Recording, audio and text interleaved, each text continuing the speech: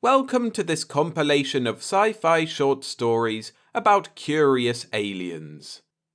I'll be narrating The Model of a Judge by William Morrison, What's He Doing in There by Fritz Leiber, The Useless Bugbreeders by James Stamers, and Yachting Party by Fox B. Holden. If you like my narrations and would like more, I recommend the recently published novel Laws of Conquest Iron Raven by Nick Mayhew. Imagine if the Roman Empire spread into space, training up elite warriors to conquer the galaxy, like the Galvus family, the Sons of Iron, which the story centers on. It's a great yarn, and I'm proud to have been able to bring it to audio form. You can get it on Audible or as a standalone audiobook on Amazon using the links in the description. And while you're there, check out my Substack for more free sci-fi and other genres every week. But for now, let's get to the stories. So sit back, relax, and enjoy. The Model of a Judge by William Morrison, also known as Joseph Samaxon. Narrated by William Skye. Should a former outlaw become a judge, even if he need only pass sentence on a layer cake? Ronar was reformed, if that was the right word, but he could see that they didn't trust him. Uneasiness spoke in their awkward, hurried motions when they came near him. Fear looked out of their eyes. He had to reassure himself that all this would pass. In time they'd learn to regard him as one of themselves and cease to recall what he had once been. For the time being, however, they still remembered. And so did he. Mrs. Claymore of the presiding committee was babbling, "Oh, Mrs. Silver, it's so good of you to come. Have you entered the contest?" "Not really," said Mrs. Silver with a modest laugh. "Of course I don't expect to win against so many fine women who are taking part. But I just thought I'd enter to keep things interesting." "That was very kind of you, but don't talk about not winning. I still remember some of the dishes you served for dinner at your home that time George and I paid you a visit. They were really delicious." Mrs. Silver uttered another little laugh. "Just ordinary recipes. I'm so glad you liked them, though." "I certainly did, and I'm sure the judge will like your cake too." "The judge? Don't you usually have a committee?" He could hear every word. They had no idea how sharp his sense of hearing was, and he had no desire to disconcert them further by letting them know. He could hear every conversation taking place in ordinary tones in the large reception room. When he concentrated, he could make out the whispers. At this point, he had to concentrate, for Mrs. Claymore leaned over and breathed into her friend's attentive ear. "My dear, haven't you heard? We've had such trouble with that committee. There were such charges of favoritism. It was really awful." "Really? But how did you find a judge, then?" "Don't look now. No, I'll tell you what to do. Pretend I said something funny and throw your head back and laugh. Take a quick glance at him while you do. He's sitting up there alone on the platform." Mrs. Silver laughed gracefully as directed, and her eyes swept the platform. She became so excited she almost forgot to whisper. "Why, he's—" "Shh! Lower your voice, my dear." "Why, he isn't human." "He's supposed to be, now. But of course that's a matter of opinion." "But who on earth thought of making him judge?" "No one on earth. Professor Holden, who lives over on that big asteroid the other side of yours, heard of the troubles we had and came up with the suggestion. At first it seemed absurd." "It certainly seems absurd to me," agreed Mrs. Silver. "It was the only thing we could do. There was no one else we could trust." "But what does he know about cakes?" "My dear, he has the most exquisite sense of taste." "I still don't understand." "It's superhuman. Before we adopted Professor Holden's suggestion, we gave him a few tests. The results simply left us gasping. We could mix all sorts of spices, the most delicate, most exotic herbs from Venus or Mars, and the strongest, coarsest flavors from Earth or one of the plant-growing asteroids, and he could tell us everything we had added and exactly how much." "I find that hard to believe, Matilda." "Isn't it? It's honestly incredible. If I hadn't seen him do it myself, I wouldn't have believed it. But he doesn't have human preferences. Wasn't he? Carnivorous? Oh, yes. They say he was the most vicious creature imaginable. Let an animal come within a mile of him and he'd scent it and be after it in a flash. He and the others of his kind made the moon he came from uninhabitable for any other kind of intelligent life. Come to think of it, it may have been the very moon we're on now. Really? Either this or some other moon of Saturn's. We had to do something about it. We didn't want to kill them off, naturally. That would have been the easiest way, but so uncivilized. Finally, our scientists came up with the suggestion for psychological reforming. Professor Holden told us how difficult it all was, but it seems to have worked. In his case, at least. Mrs. Silver stole another glance. Did it? I don't notice anyone going near him. Oh, we don't like to tempt fate, Clara, but if there were really any danger, I'm sure the psychologists would never have let him out of their clutches. I hope not, but psychologists take the most reckless risks sometimes with other people's lives. Well, there's one psychologist who's risking his own life, and his own wife, too. You know Dr. Cabanis, don't you? Only by sight. Isn't his wife that stuck-up thing? That's the one. Dr. Cabanis is the man who had actual charge of reforming him, and he's going to be here. His wife is entering a cake. Don't tell me that she really expects to win. She bakes well, my dear. Let's give the she-devil her due. How on earth an intelligent man like Dr. Cabanis can stand her, I don't know, but after all, he's the psychologist, not I, and he could probably explain it better than I could. Ronar disengaged his attention. So Dr. Cabanis was here. He looked around, but the psychologist was not in sight. He would probably arrive later. The thought stirred a strange mixture of emotions. Some of the most painful moments of his life were associated with the presence of Dr. Cabanis. His early life, the life of a predatory carnivore, had been an unthinkingly happy one. He supposed that he could call his present life a happy one too, if you weren't overly particular how you defined the term. But that period in between, that had been, to say the least, painful. Those long sessions with Dr. Cabanis had stirred him to the depths of a soul he hadn't known he possessed. The electric shocks and the druggings he hadn't minded so much.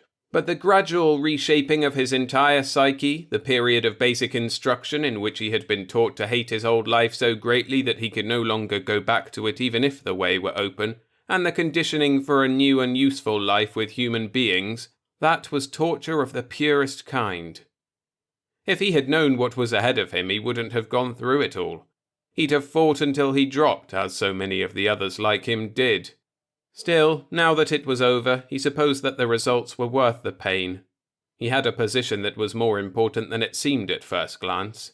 He exercised control over a good part of the food supply intended for the outer planets, and his word was trusted implicitly. Let him condemn an intended shipment and cancellation followed automatically, without the formality of confirmation by laboratory tests. He was greatly admired, and feared. They had other feelings about him too. He overheard one whisper that surprised him. "My dear, I think he's really handsome. But Charlotte, how can you say that about someone who isn't even human?" "He looks more human than many human beings do, and his clothes fit him beautifully. I wonder, does he have a tail?" "Not that I know of." "Oh." There was disappointment in the sound. "He looks like a pirate." "He was a kind of wolf, they tell me. You'd never guess to see him that he ran on all fours, would you?" "Of course not. He's so straight and dignified." "It just shows you what psychology can do." "Psychology and a series of operations, dear ladies," he thought sarcastically. "Without them I wouldn't be able to stand so nice and straight with all the help of the psychologists in this pretty little solar system of ours." From behind a potted Martian nut cactus came two low voices, not whispers this time, and there was several octaves difference in pitch between them, one male, one female. The man said, "Don't be worried, sweetheart. I'll match your cooking and baking against anybody's." There was a curious sound between a click and a hiss. What human beings called a kiss, he thought. Between the sexes, usually an indication of affection or passion. Sometimes, especially within the ranks of the female sex, a formality behind which warfare could be waged. The girl said tremulously, "But these women have so much experience. They've cooked and baked for years." "Haven't you for your own family?" "Yes, but that isn't the same thing. I had to learn from a cookbook, and I had no one with experience to stand over me and teach me." "You've learned faster that way than you'd have done with some of these old hens standing at your elbow and giving you directions. You cook too well. I'll be fat in no time." "Your mother doesn't think so. And your brother said something about a bride's biscuits." "The older the joke, the better Charles likes it. Don't let it worry you." He kissed her again. "Have confidence in yourself, dear. You're going to win." "Oh, Gregory, it's awfully nice of you to say so, but really I feel so unsure of myself." "If only the judge were human and took a look at you, nobody else would stand a chance. Have I told you within the last 5 minutes that you're beautiful?" Ronar disengaged his attention again. He found human love-making as repulsive as most human food. He picked up a few more whispers, and then Dr. Cabanis came in. The good doctor looked around, smiled, greeted several ladies of his acquaintance as if he were witnessing a private striptease of their souls, and then came directly up to the platform. "How are you, Ronar?" "Fine, doctor. Are you here to keep an eye on me?" "I hardly think that's necessary. I have an interest in the results of the judging. My wife has baked a cake." "I had no idea that cake baking was so popular a human avocation." "Anything that requires skill is sure to become popular among us. By the way, Ronar, I hope you don't feel hurt." "Hurt, doctor? What do you mean?" "Come now, you understand me well enough. These people still don't trust you. I can tell by the way they keep their distance." "I take human frailty into account, doctor. Frailty and lack of opportunity. These men and women haven't had the opportunity for extensive psychological treatment that I've had. I don't expect too much of them." "You've scored a point there, Ronar." "Isn't there something that can be done for them, doctor?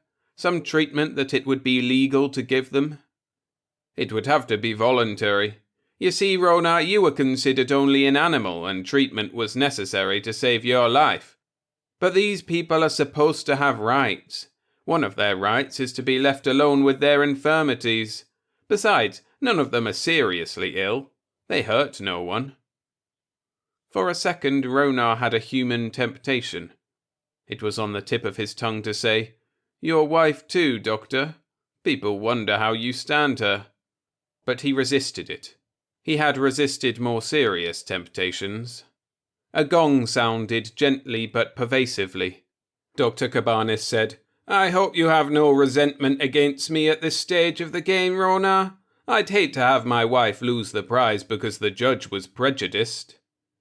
"Have no fear, doctor. I take professional pride in my work. I will choose only the best.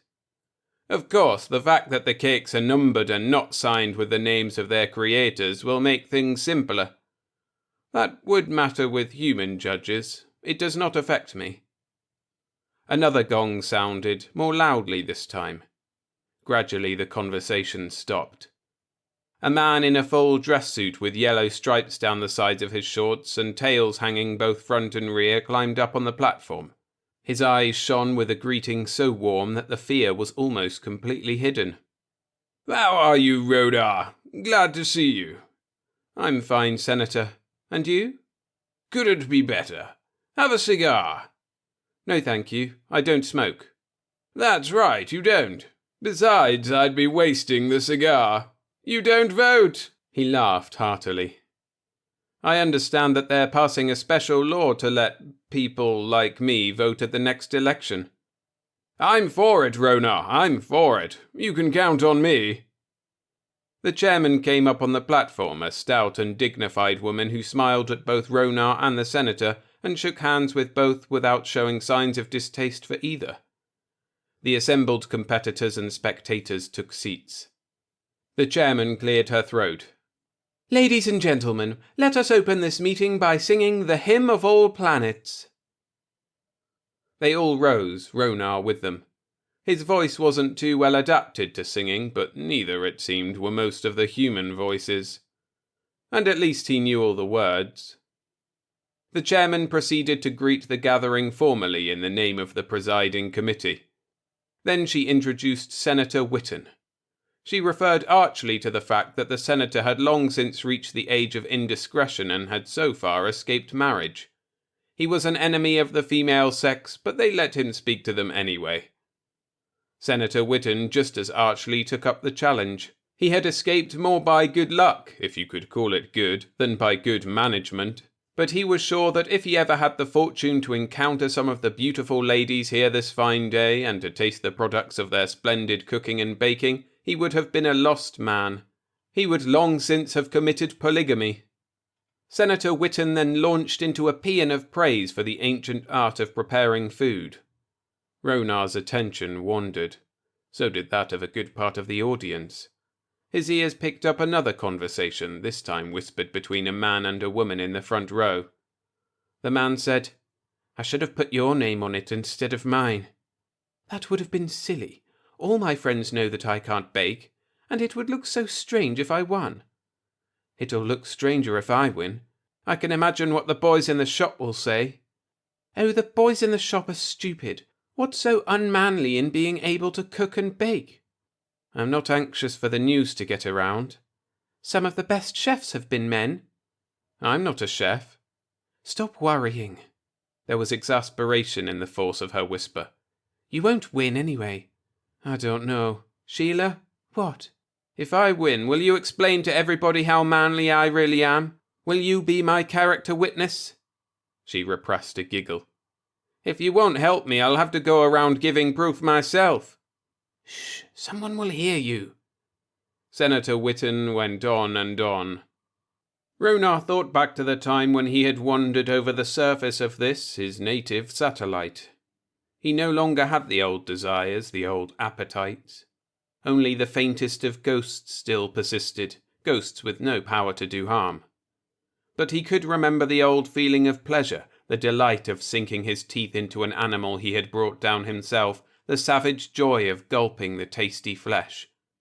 He didn't eat raw meat anymore. He didn't eat meat at all. He had been conditioned against it. He was now half vegetarian, half synthetarian. His meals were nourishing, healthful, and a part of his life he would rather not think about. He took no real pleasure in the tasting of the cakes and other delicacies that born human beings favoured. His sense of taste had remained keen only to the advantage of others. To himself it was a tantalizing mockery. Senator Whitton's voice came to a sudden stop. There was applause. The senator sat down, the chairman stood up. The time for the judging had arrived. They set out the cakes, more than 100 of them, topped by icings of all colours and all flavours. The chairman introduced Ronar and lauded both his impartiality and the keenness of his sense of taste. They had a judging card ready. Slowly Ronar began to go down the line. They might just as well have signed each cake with its maker's name. As he lifted a portion of each to his mouth, he could hear the quick intake of breath from the woman who had baked it, could catch the whispered warning from her companion. There were few secrets they could keep from him. At first they all watched intently. When he had reached the 5th cake, however, a hand went up in the audience. "Madam Chairman!" "Please, ladies, let us not interrupt the judging." "But I don't think the judging is right. Mr. Ronar tastes hardly more than a crumb of each." "A minimum of 3 crumbs," Ronar corrected her. 1 from the body of the cake, 1 from the icing, and an additional crumb from each filling between layers. "But you can't judge a cake that way. You have to eat it. Take a whole mouthful." "Please, madam, permit me to explain. A crumb is all I need. I can analyse the contents of the cake sufficiently well from that. Let me take for instance cake number 4, made from an excellent recipe, well baked. Marsh and granise flour, Gouda eggs, Tingen-flavoured salt, a trace of Venusian orange spice, synthetic shortening of the best quality. The icing is excellent, made with rare dipentose sugars which give it a delightful flavour. Unfortunately, however, the cake will not win first prize." An anguished cry rose from the audience. "Why?" "Through no fault of your own, dear lady. The pearberries used in making the filling were not freshly picked. They have the characteristic flavour of refrigeration." "The manager of the store swore to me that they were fresh. Oh, I'll kill him! I'll murder him!" She broke down in a flood of tears. Ronar said to the lady who had protested, "I trust, madam, that you will now have slightly greater confidence in my judgment." She blushed and subsided. Ronar went on with the testing.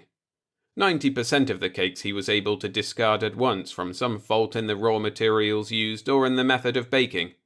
11 cakes survived the first elimination contest. He went over them again, more slowly this time.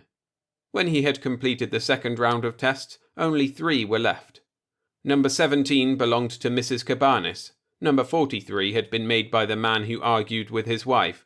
Number 64 was the product of the young bride whom he had still not seen. Ronar paused. "My sense of taste is somewhat fatigued. I shall have to ask for a short recess before proceeding further." There was a sigh from the audience.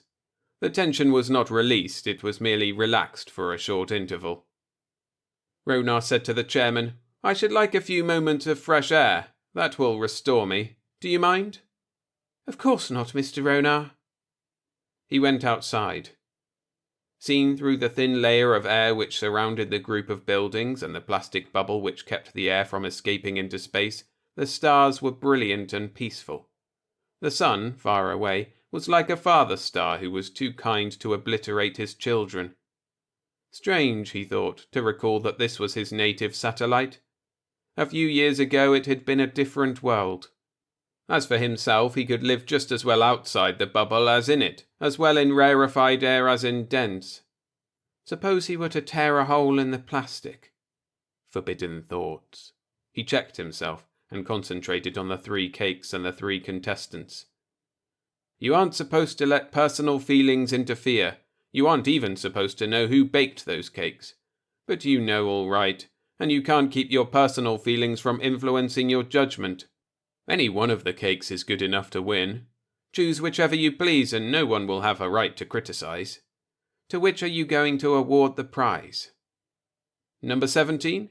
Mrs. Cabanis is, as one of the other women has so aptly termed her, a bitch on wheels.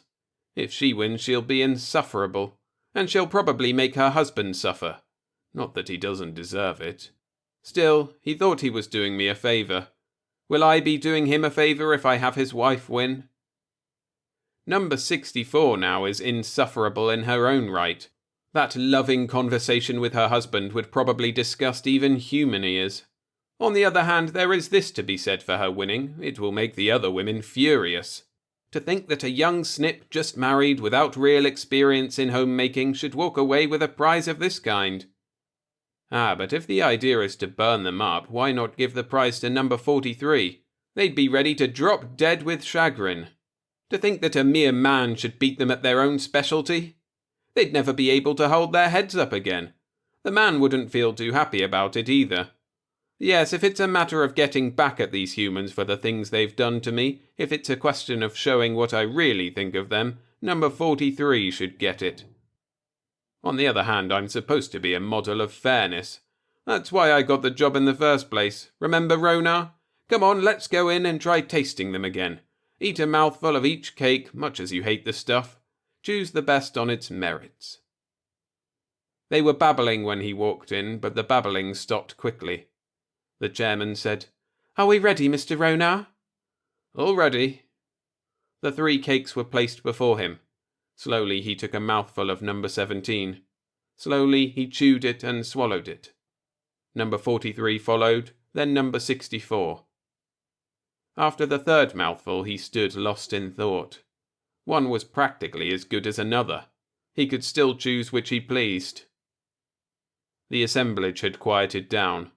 Only the people most concerned whispered nervously. Mrs. Cabanis, to her psychologist husband, "If I don't win, it'll be your fault. I'll pay you back for this." The good doctor's fault? Yes, you could figure it that way if you wanted to. If not for Dr. Cabanis, Ronar wouldn't be the judge. If Ronar weren't the judge, Mrs. C would win, she thought. Hence it was all her husband's fault. QED. The male baker to his wife. If he gives the prize to me, I'll brain him. I should never have entered this. It's too late to worry now. I could yell fire, he whispered hopefully. I could create a panic that would empty the hall, and then I'd destroy my cake. Don't be foolish, and stop whispering. The young post-honeymooning husband. You're going to win, dear. I can feel it in my bones. Oh, Greg, please don't try to fool me. I've resigned myself to losing. You won't lose. I'm afraid. Put your arm around me, Greg. Hold me tight. Will you still love me if I lose? He kissed her shoulder. You know I didn't fall in love with you for your cooking, sweetheart. You don't have to bake any cakes for me. You're good enough to eat yourself. He's right, thought Ronar as he stared at her. The man's right.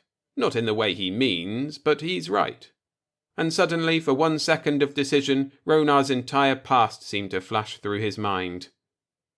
The young bride never knew why she won first prize.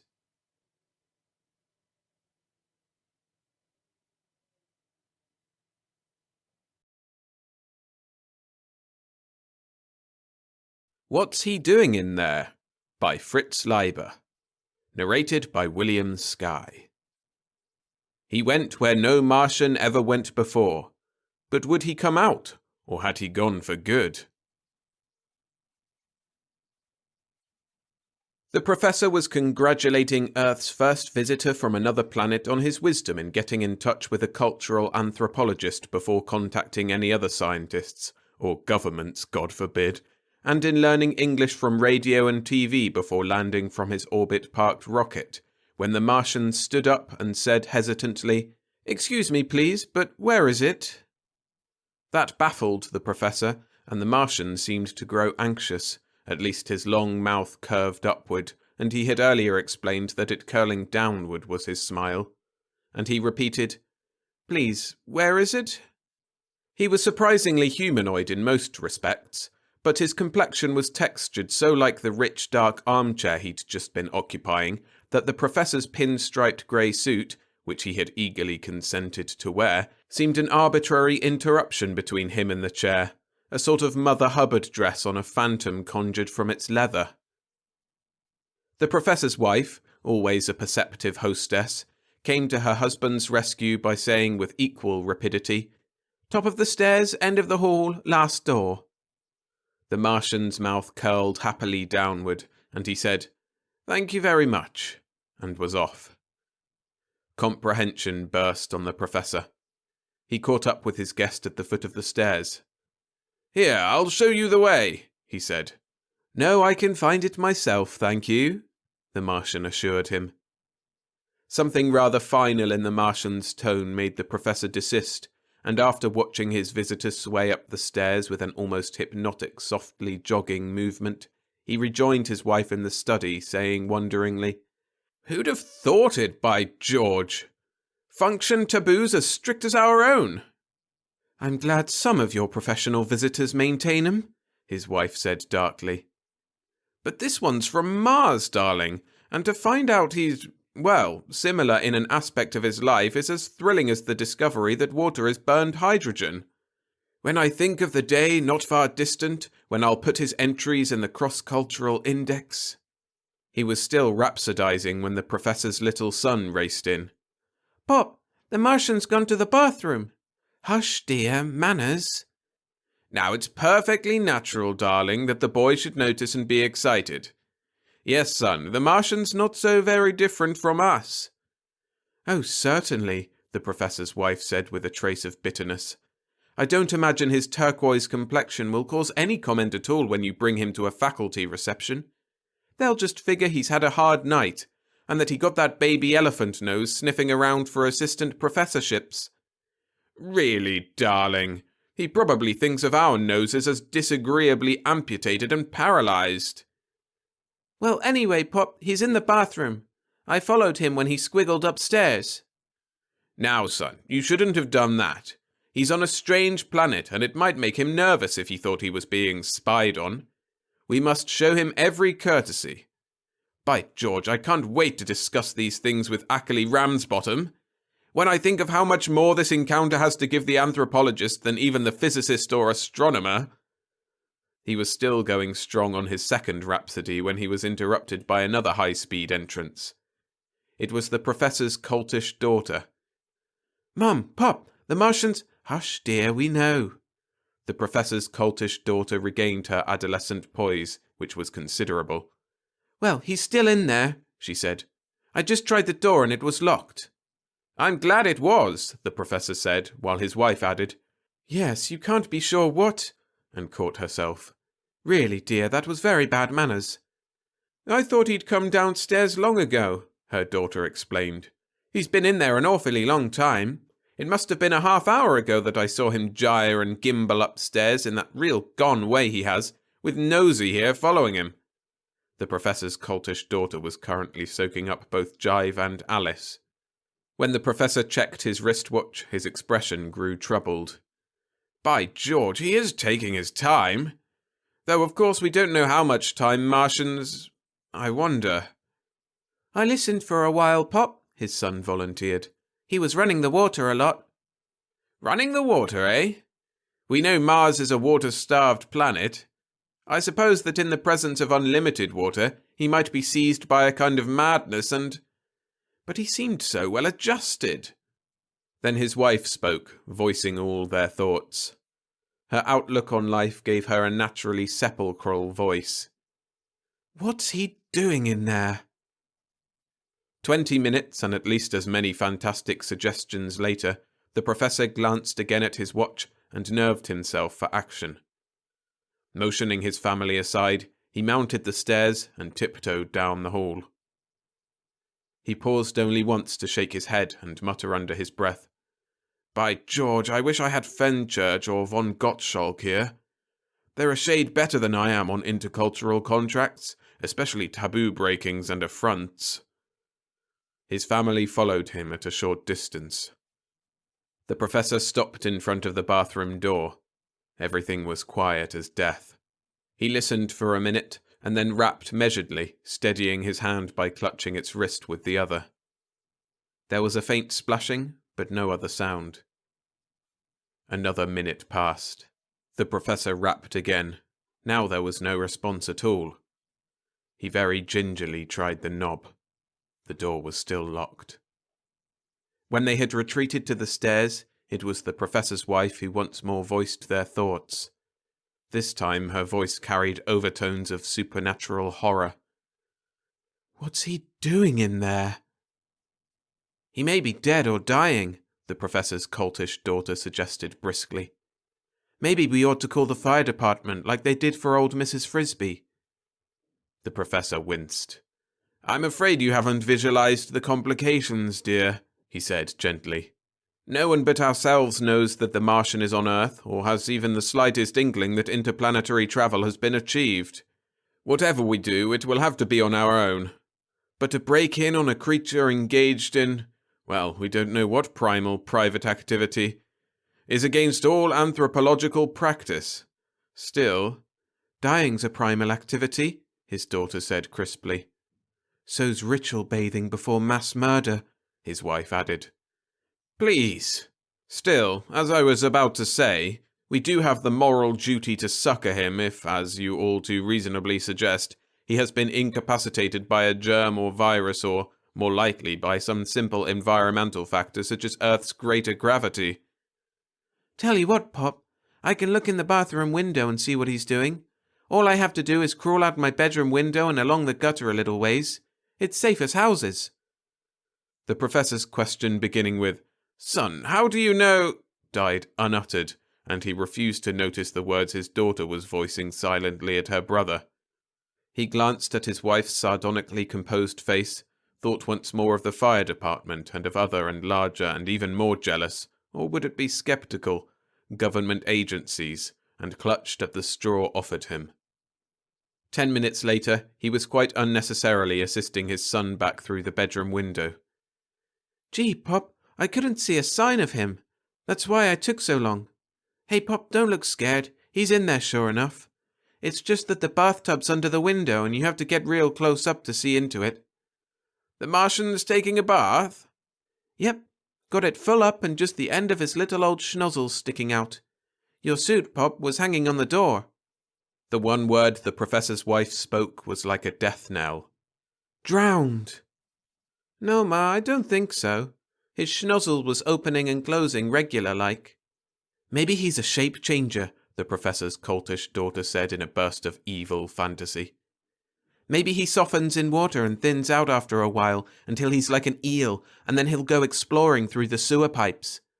Wouldn't it be funny if he went under the street and knocked on the stopper from underneath and crawled into the bathtub with President Rexford, or Mrs. President Rexford, or maybe right into the middle of one of Janie Rexford's "Oh, I'm so sexy" bubble baths? Please! The professor put his hand to his eyebrows and kept it there, cuddling the elbow in his other hand. Well, have you thought of something? The professor's wife asked him after a bit. What are you going to do? The professor dropped his hand and blinked his eyes hard and took a deep breath. Telegraph Fenchurch and Ackley Ramsbottom and then break in, he said in a resigned voice into which, nevertheless, a note of hope seemed also to have come. First, however, I'm going to wait until morning. And he sat down, cross-legged in the hall, a few yards from the bathroom door, and folded his arms. So the long vigil commenced. The professor's family shared it, and he offered no objection. Other and sterner men, he told himself, might claim to be able successfully to order their children to go to bed when there was a Martian locked in the bathroom, but he would like to see them faced with the situation. Finally, dawn began to seep from the bedrooms. When the bulb in the hall had grown quite dim, the professor unfolded his arms.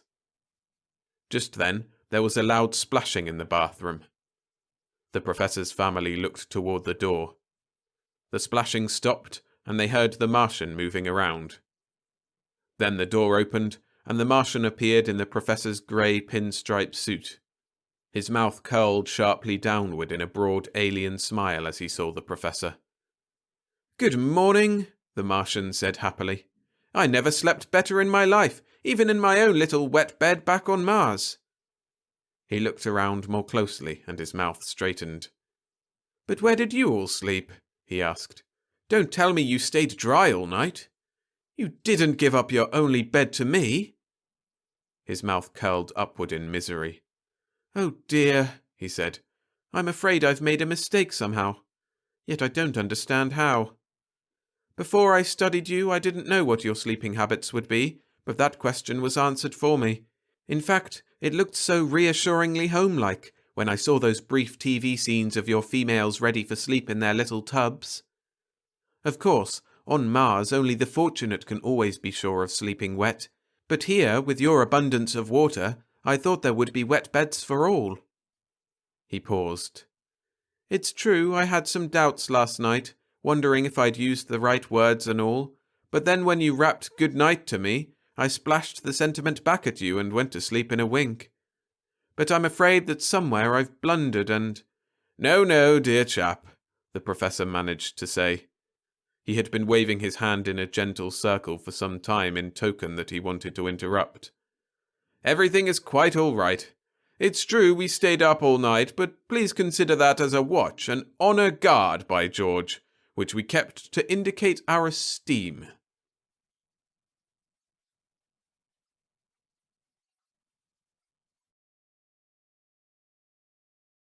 If you're enjoying the stories, hit the like button to help the channel grow. Thanks. The Useless Bugbreeders by James Stamers. Narrated by William Skye. To the Space Council, asteroid 4722 was just another roadblock in the way of interplanetary traffic. But to the useless Bugbreeders, it was home. The previous case was a weeper, and he lost. So the Space Zoning Commissioners were damp and irritable before I opened pleadings for my client. I tried not to squelch as I approached the bench. Not the flammables again, Mr. Jones? The fat commissioner asked nastily, sponging his suit with a sodden handkerchief. This was last week, Your Honour. The thin, dark commissioner stared pointedly at the charred end of the bench nearest the witness seat. Indeed it was, Mr. Jones. The middle commissioner poised his fingers and looked at the court ceiling. Moisture gleamed diamond-like on his bald head. Now let me see, he intoned. Correct me if I err, Mr. Jones, but I seem to observe you have a habit of representing somewhat spectacular aliens, including in the past 6 months alone the drillers, whirling tombs, fragile glasses, eruptors, vibrational men, transparent women, and, of course, let us not forget the flammables. I assure Your Honour, my present clients will be found to be sober, hard-working, desirable members of the galactic community seeking only to live on their own asteroid in peace under a democratic system which— Thank you, Mr. Jones. Shall we proceed? And perhaps, added the fat commissioner, you may be good enough to leave us with most of our courtroom intact on this occasion.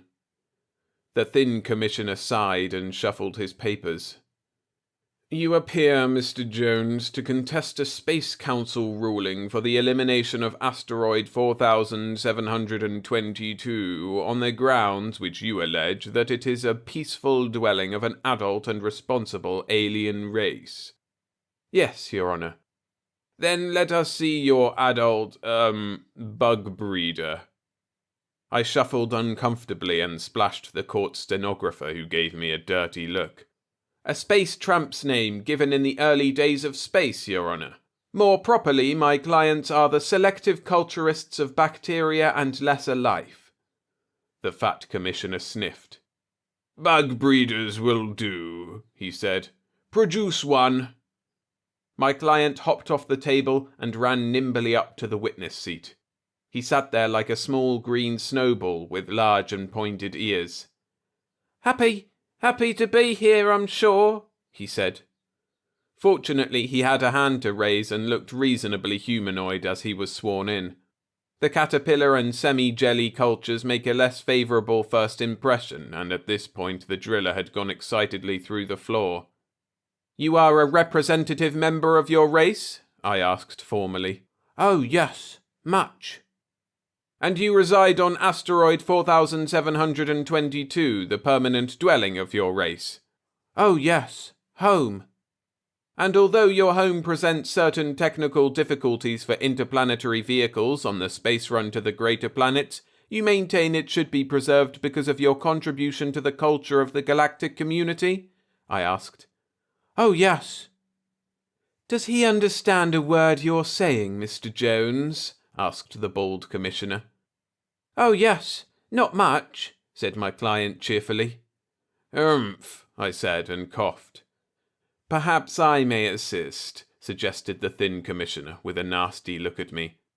What exactly does your race do? Breed bugs, I'm sure. I'm head bacteriophysicist, name of Lude. I'm good scientist. And what exactly do you do with these bugs you raise? Most everything. Your Honours, I interrupted. At this point I propose a few simple demonstrations of what Mr. Lude and his people can do. May I inquire if either of my learned brethren know any way in which we can charge Mr. Jones with rebuilding costs if necessary? Asked the bald commissioner. Your Honours, I assure you, proceed at your peril, Mr. Jones. I walked over to the exhibit table and pointed to a row of jars. Exhibits A through G, Your Honours. Samples of food and beverages produced by my clients without raw materials and from the expert culture of bacteria. I held up a jar full of mauve fungus. It was the most attractive example. I would hardly call feeding on funguses a sign of a responsible humanoid race, Mr. Jones. Perhaps Your Honour will recall the part played by bacteria in making milk, cheese, wine, beer, bread. The commissioners looked at each other and nodded reluctantly. so I passed the jars up to them, secure in the knowledge they had been tested by the Alien Foods Bureau. I watched the commissioners unscrew the lids and taste the contents somewhat hesitantly. "Not bad," confessed the fat commissioner eventually. "Quite palatable. Of course, we already have honey and similar foodstuffs, Mr. Jones." "Naturally, Your Honor, but Mr. Lude's race can survive without extraplanetary aid. Provided they have sunshine and water, they can breed their spores and bacteria with no other resources." "You mean," said the thin commissioner with a dark leer, "that almost any sunny planet would do for them?" Somewhere along the line my point seemed to have been swept away, so I added hurriedly, "I offer this evidence purely to show the high degree of civilization of my client's culture, as cause why they should not be deprived of their native land." "Oh, yes," my client agreed. "Mr. Lude," intoned the bold commissioner, "to stay on your present asteroid, you will have to prove that your race offers something that cannot be found elsewhere in the galactic community. Now, have these funguses of yours any special medicinal values, for example?" "Please? Can you cure diseases with them?" "Oh, no." "Ah," said the thin and fat commissioners together. "Proceed, Mr. Jones."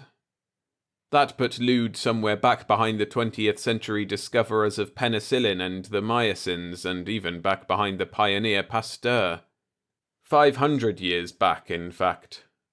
"Yes, well, let's see how my clients handle housing, Your Honors. I think you'll find this quite revolutionary. Mr. Lude?" Lude hopped off the witness seat and trotted up to the long table normally reserved for attorneys. "Lately I have found my professional colleagues strangely reluctant to stay in court when I have a case, so Lude had the entire table to himself." He pulled a small jar out from under the table and spread a pile of dust on the tabletop. Then he unscrewed the jar and gently poured nothing out of it onto the dust. Nothing visible, that is, but I assumed it was teeming with viruses and such. "While Mr. Lude gets this started, Your Honors," I said, hoping the viruses or whatever were not fatal to humans, "may I submit the usefulness of fungus foods for space travel and for pioneers on inhospitable planets?" "Are we having difficulties with general food concentrates, the Traveler's Capsule Combine, and the other 10,000 concerns in this line, Mr. Jones?" the bold commissioner asked quietly. You can't say I didn't try. I shut up and watched Lude fuss with the dust on the table. It started moving as if it were bubbling, and Lude stood back. Slowly, the dust on the table formed itself into a brick, a long 8 by 6 by 3 inch brick. Lude smiled happily. "And here, Your Honours," I said triumphantly, "here is automatic housing." "One brick does not make a house, Mr. Jones. If Your Honours will just watch." The brick slowly elongated and split into 2 perfect bricks, lying on the table end to end. "Mass colony action of bacteria," said Lude wisely. "Oh, yes." The 2 bricks each split into 2 further bricks. These divided and multiplied themselves while we watched out to the end of the table. "I would like Your Honours to observe the way these bricks overcome natural hazards," I said, getting into my stride. I pointed to the bricks drooping over the end of the table. A brick fell onto the floor at each end, then built itself up until it joined the line of bricks on the table, forming a perfect arch at each angle. The line on the table was now 3 bricks high, so I walked round and stood behind the wall. "You see, Your Honours, suppose I need a house. I merely combine these suitable microbes and dust, and there we are, a house." I had to stand on tiptoe to finish the sentence because of the mathematics involved. Every brick was doubling and redoubling itself in just under a minute, and the wall was getting quite impressively high. "Mr. Jones," called one of the commissioners.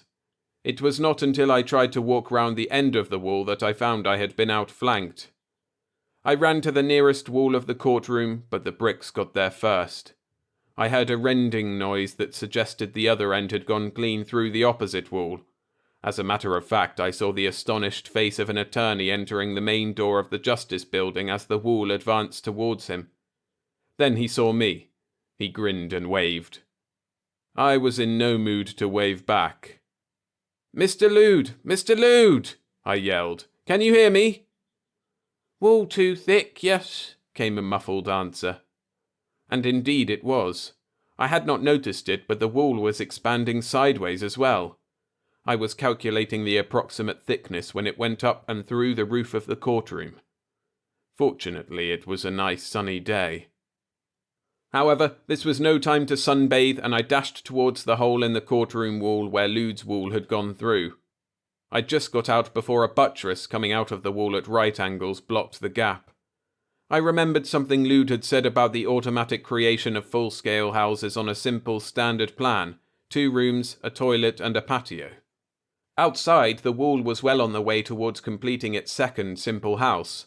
This side of the wall was, that is. I could only assume it was doing something similar on the other side.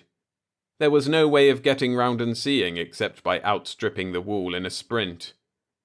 I gathered my breath and dignity and ran very rapidly down the length of the wall, round the far-mounting tiers of brick, advancing now on the State Library, and back to where I had left the Commissioners and Mr. Lude. I was faced by a thicket of patios and arched doorways and low-roofed houses. "Your Honours! Your Honours!" I called hopefully, walking into the maze in the general direction of what appeared to be an old and ruined war monument. It then occurred to me that this was the outer wall of the courthouse. It stood far off, pointing a stone finger to the sky as if going down in a sea of brick for the 3rd time. "Your Honours! Your Honours!" I met them turning a corner. Unfortunately, they seemed to have found it necessary to crawl through a broken gap of some sort. They were very dusty and had a slightly shredded appearance. "Ah, Mr. Jones," they said grimly, dusting each other off. A tremendous crash announced the falling in of the roof of the State Library.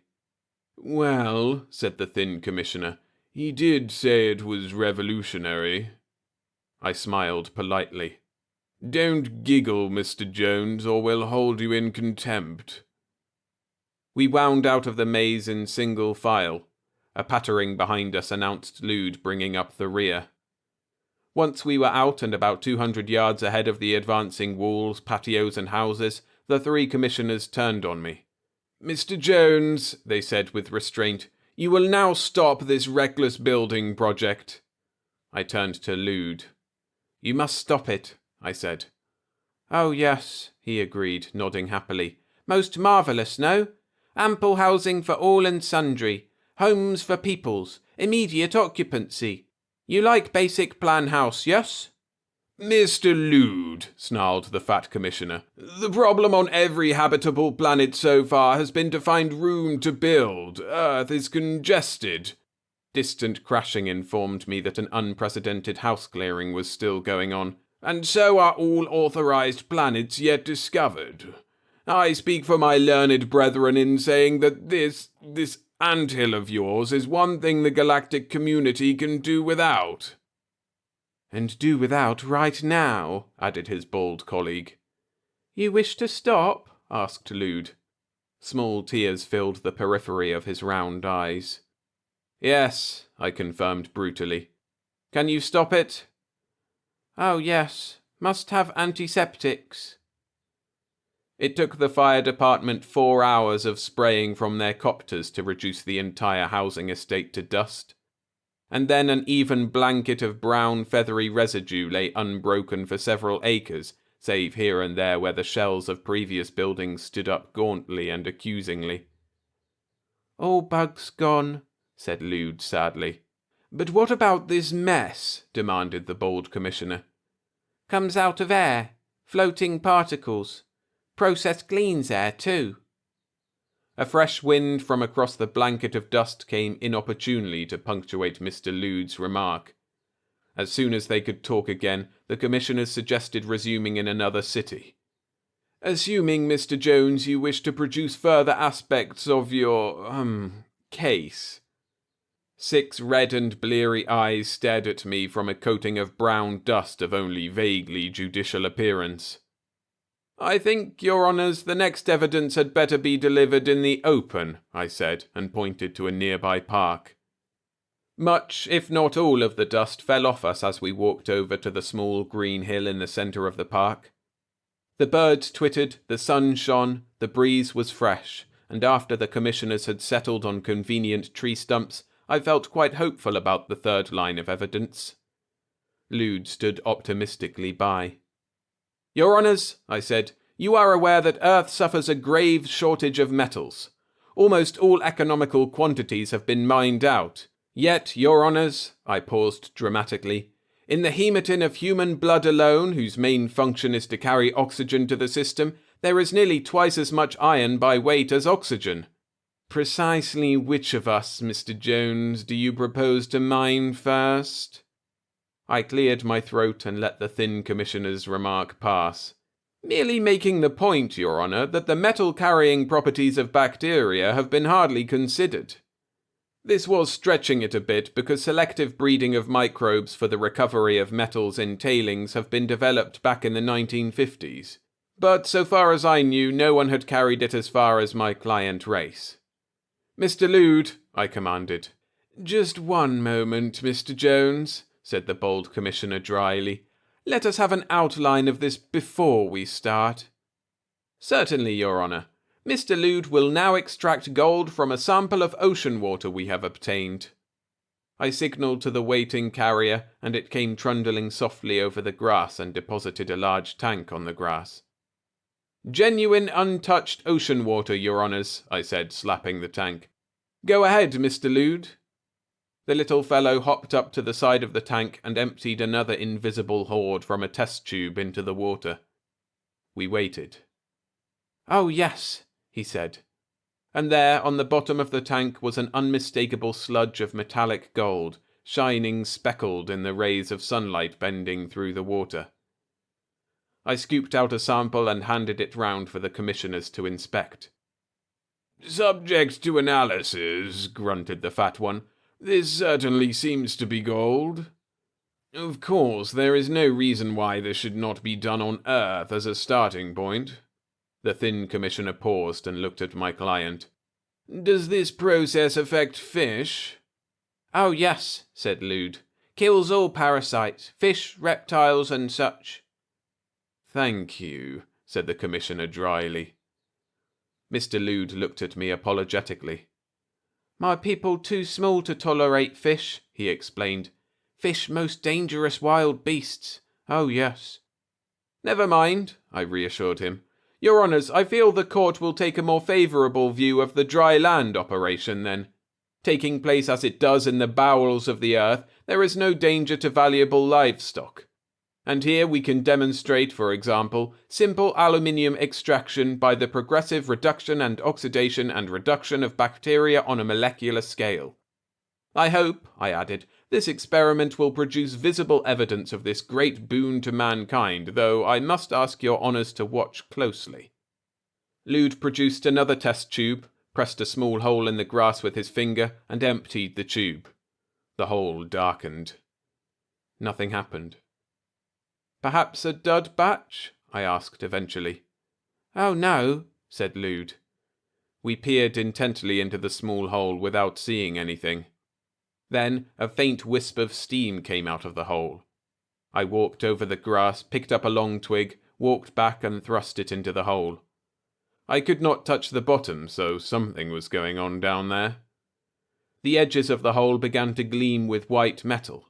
I was about to explain the alumina content of common clay when the thin commissioner and the tree stump he was sitting on went down with a whistling sound into a sudden pit that opened beneath him.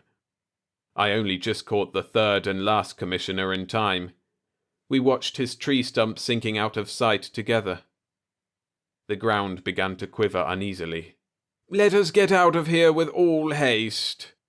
I followed the direction of the court with proper professional zeal, and we just made it to the safe, stressed concrete surface of the old freeway when the park melted completely into a stark framework of aluminium. Seated in the middle and peering at us through the aluminium cage were the other two commissioners. They did not seem particularly happy. Around them, in a widening belt, there opened up a pit of gleaming aluminium, melting, so to speak, towards the horizon on all sides. You realize, I suppose, Mr. Jones, said the bald commissioner beside me, that your client is in the process of eating up the earth. He breathed heavily. Lude was beaming and hopping up and down at the success of his experiment. I touched him in the general area of a shoulder. He looked at me. No, I said firmly, shaking my head. No? No. His round eyes became tearful and his little green body shook.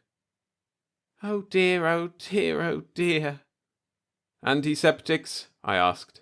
Oh, yes, he confirmed sadly. Very fortunately, the fire department was still observing my client, and me, I suspected afterwards, ridiculous as that may seem. This time it took them several hours of deep spraying and drilling to confine the area. A vast saucer of aluminium remained. Useful for signalling to stars, oh yes? Asked Lude hopefully. Oh no, I said. A threatening cough made me turn round to see the 3 commissioners staring at me. Mr. Jones, you have now destroyed the courthouse, the public library, and 5 city blocks, and buried them under a filthy layer of dust, and reduced a park into a great garbage pit.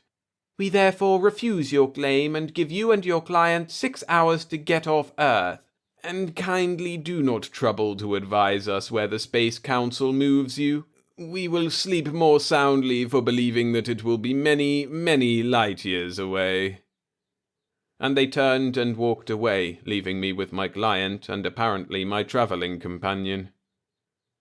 A quiet and suppressed sobbing made me turn and look at Lude. He wept dolefully. We have nothing, he said. Oh no, we have nothing to offer, nothing that you humans want. Well, I said, that's the way it goes sometimes.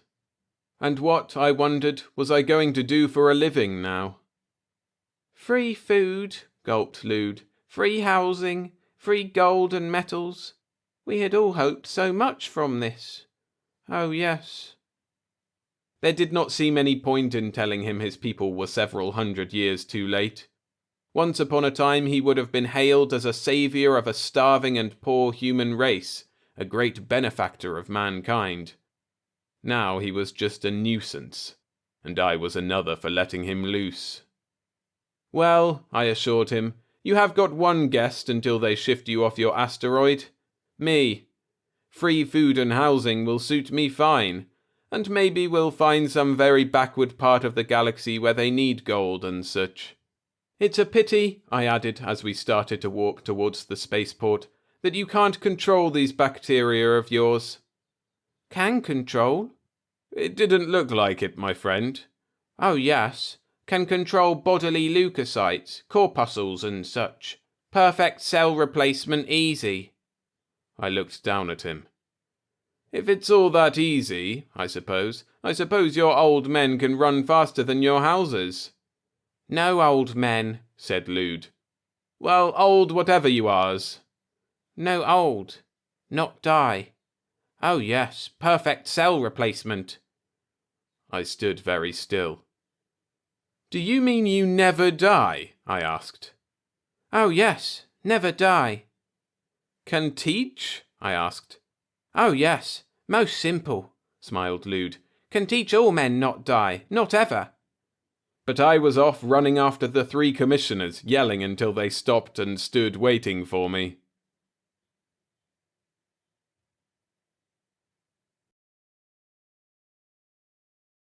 Remember to hit the like button if you're enjoying the stories. Thanks. Yachting Party by Fox B. Holden. Narrated by William Skye. While their crew worked feverishly to repair the damaged rocket ship, the passengers set out to explore the planet. Thus they met the hairy one. The girl Marla trembled, yet she was not afraid.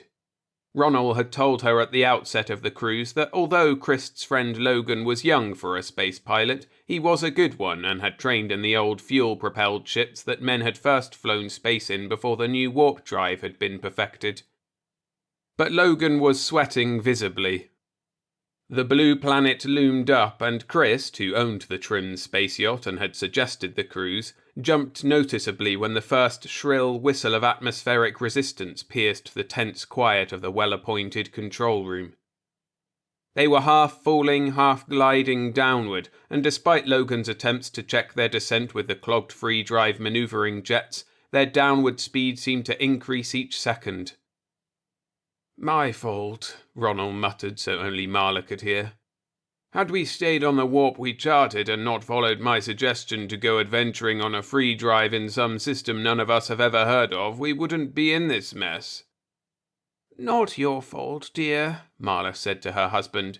"Even Logan couldn't have known the free drive would fail and leave us too far from our warp point to make it back, and—" The stricken craft lurched again, and the polished nose began an almost imperceptible upswing. The shrill scream of the rarefied atmosphere began descending the scale like a gigantic siren running down. "Flat on the deck!" Chris yelled. Lush green forest stretched but scant miles below. The sound of a heavy, rich atmosphere now racing past their gleaming hull dropped to a low, moaning note, and then the sound of it was gone. The nose came up. There was a wrenching jar and the nerve-shattering cry of tearing, scorched metal. The control room rocked crazily, then was suddenly still, cocked at a nightmare angle as a shuddering impact brought the wildly slewing craft to a punishing halt. And for the four of them, there was sudden oblivion. "Marla was as lucky as the rest of us," Ronald said. "Just the wind knocked out of her. She's coming around." The girl's silver-flecked eyes were already open, and for a moment there was forgetfulness in them. "We splattered a little," Ronald told her. "You move all right?" She was shaken but unhurt. He helped her to a standing position on the canted deck and saw that Chris and Logan were already taking a rapid inventory of the yacht's available tools. "Got to look around outside," Logan was saying, shaking his bruised head a little, "before I can tell you how bad we are. But I think Chris and I can get her back into one piece." "Can if we can go out," the tall, athletic owner of the pleasure craft said. "We'll need the suits." "Maybe not," Ronald said. "There was plenty of atmosphere wailing away. 5 credits gets you 20, it's all pure poison," Logan retorted. He was standing at one of the metallo-glass ports, surveying the colourful terrain speculatively. They joined him. The ship had hit in an oblong clearing, perhaps 5 miles in length and half that in width. Surrounding the open, grassy spot were the depths of an untamed, riotously coloured jungle. "I'll give it a try in a suit," Logan said. "The sooner we patch up and get out of here, the better. No telling what's in that." He gestured toward the clearing's mile-distant edge. Ronald helped him into the bundlesome plasticele spacesuit, then watched tensely with the others as the starboard airlock hissed and Logan stepped onto the thickly carpeted clearing floor. "He's a cool kid," Ronald said. "For all we know, he's a crackerjack mechanic," Chris interrupted. "If we've got a couple of straight rivets left, he'll get us out of here. I'm just glad that he picked out this planet to come in on instead of the first or second out from this system's sun. It's plenty hot even here." They were all perspiring freely. The atmosphere conditioner had ceased operating from the shock of landing. Logan's voice cracked from the still-functioning communications panel. "Not too bad. Full hull plate's got a little bashed in, couple of rips in the speed skin. Take us maybe 4 or 5 days to get her space-worthy again. Can unclog the free drive jets in a day easy. But the guy who thought of leaving modern yachts equipped with free drive units ought to be hung from a comet tail." They could see Logan near the nose of the ship. His hands were working at his helmet. "Take it easy," Chris called. They could hear a soft hiss in the intercom. "Letting some of this stuff in, a cubic millimeter at a time, Grandma.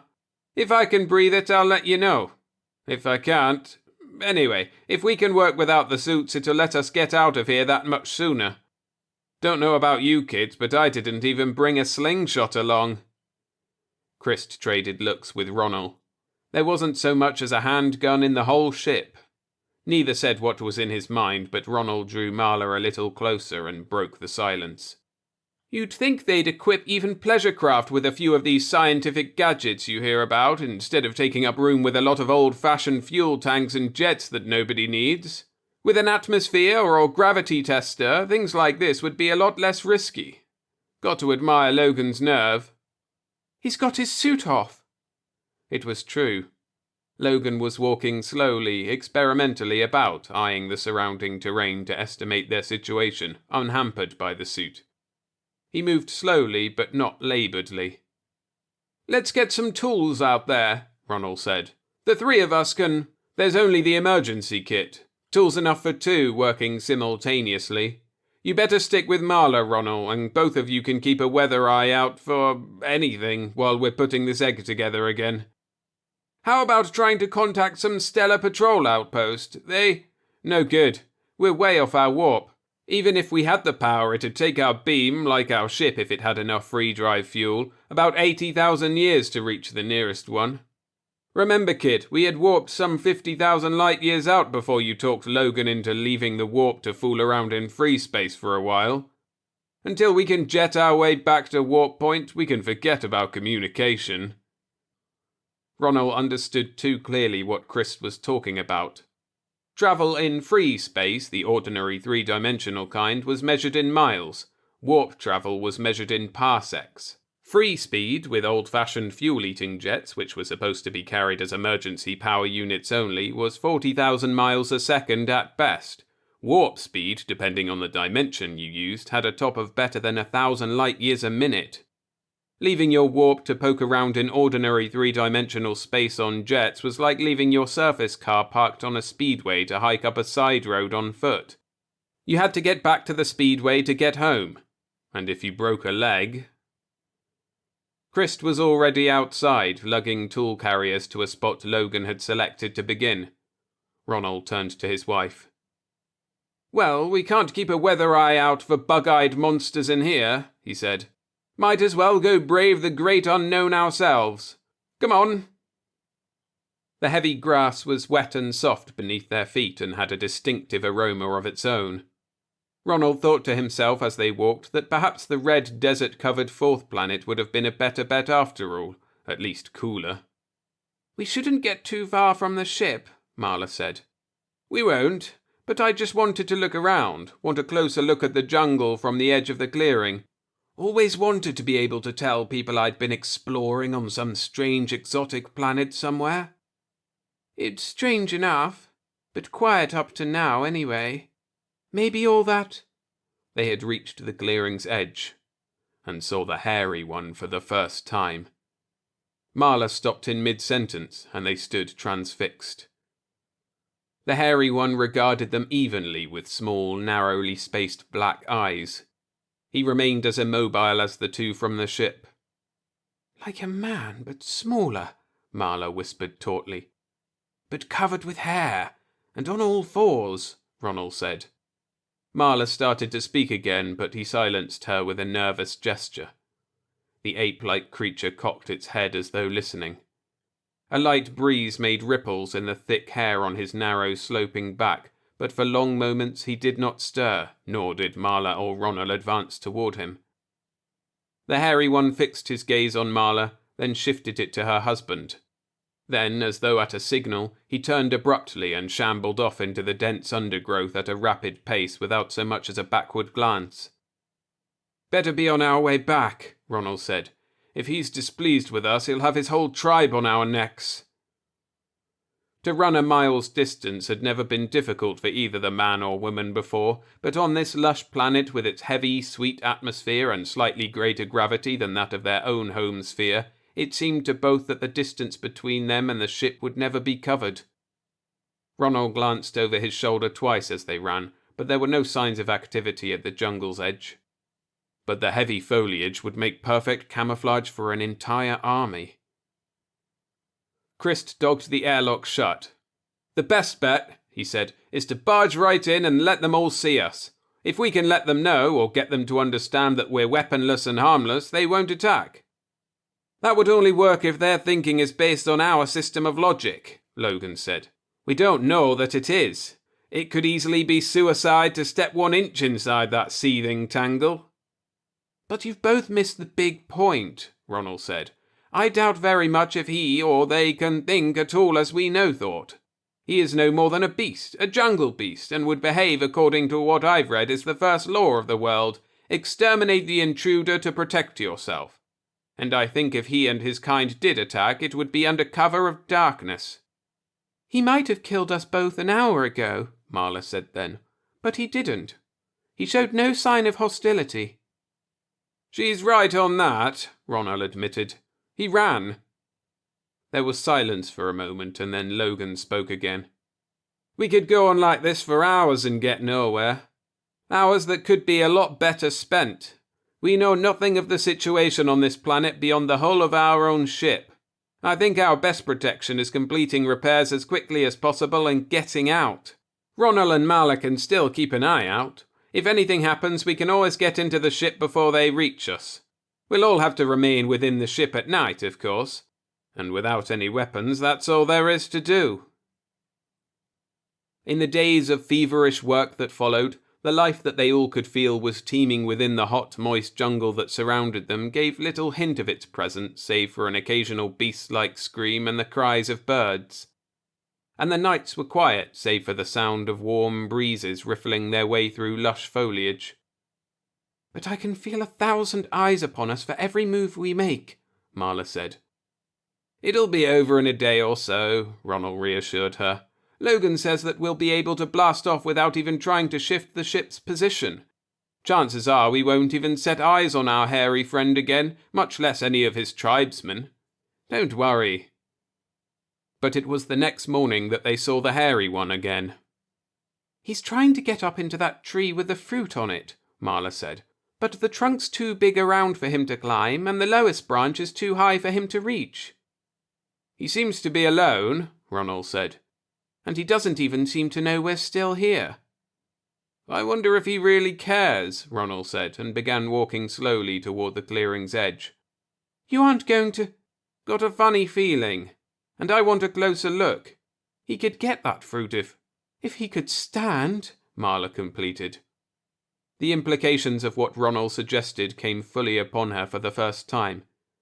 Quite evidently she understood now the all-fours attitude of the hairy one was not just for ease of jungle travel. It was a permanent attitude because the beast had not yet attained the ability to stand erect. I've an idea, Ronald said. He quickened his stride. But you'd better go back with Chris and Logan. It's possible that...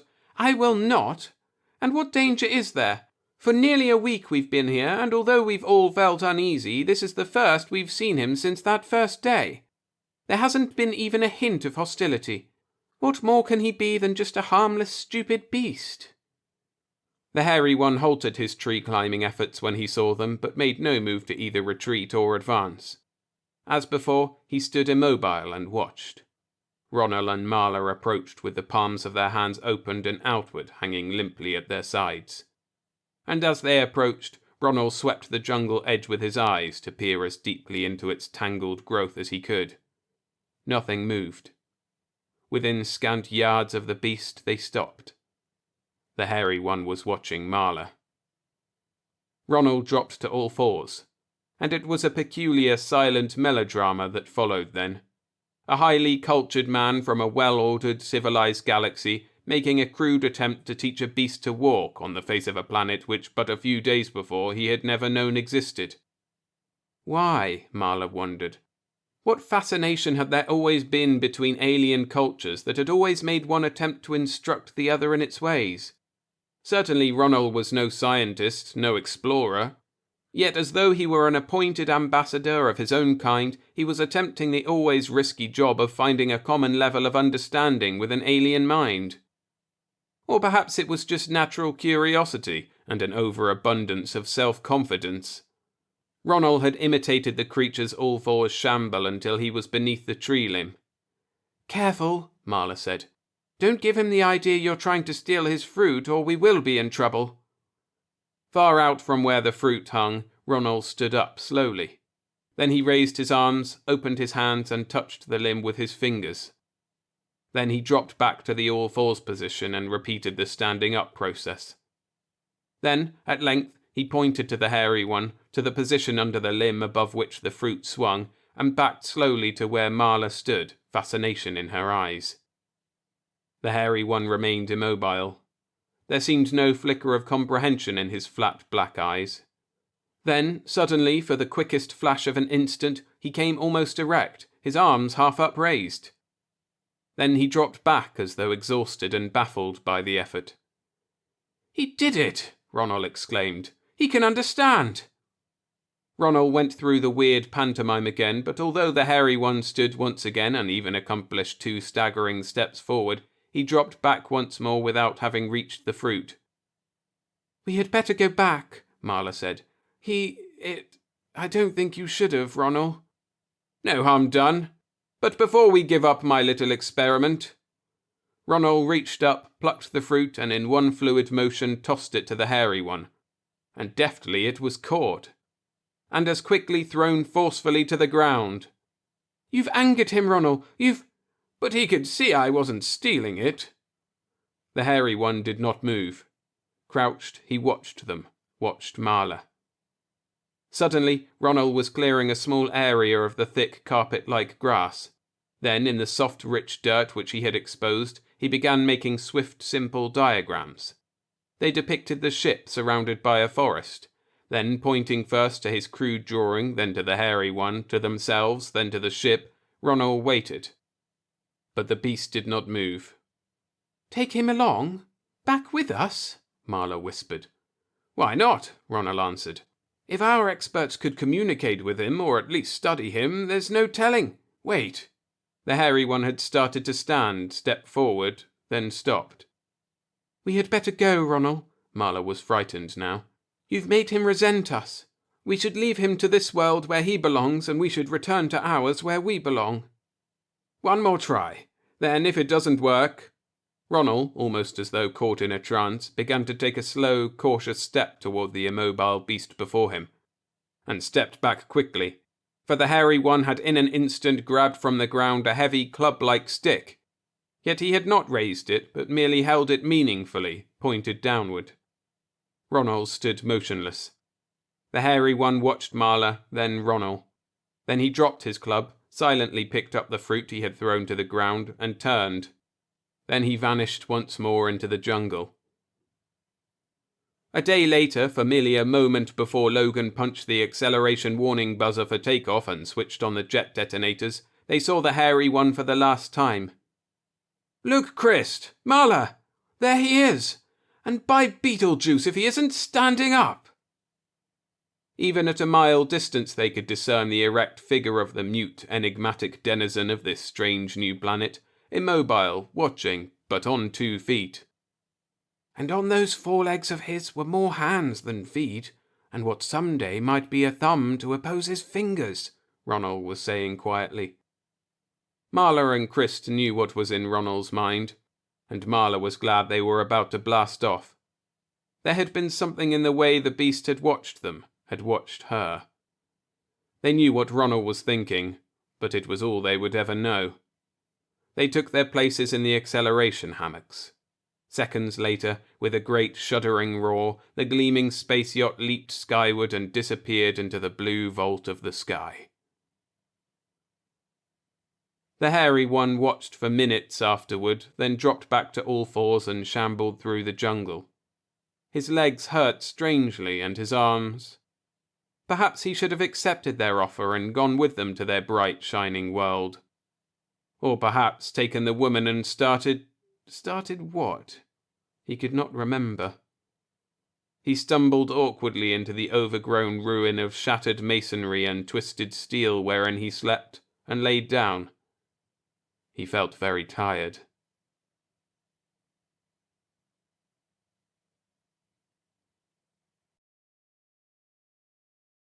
Thanks for listening. Remember to take a look at Lords of Conquest Iron Raven by Nick Mayhew using the Audible and Amazon links in the description. And for 3 free short stories every week, plus an extra novelette or serialized novel in video, audio and podcast form, go over to my Substack, which is also linked in the description. It's a great way to support me as a creator, as there I'm less restricted by algorithms and can explore stories that otherwise don't make it to YouTube. It'll be great to see you there.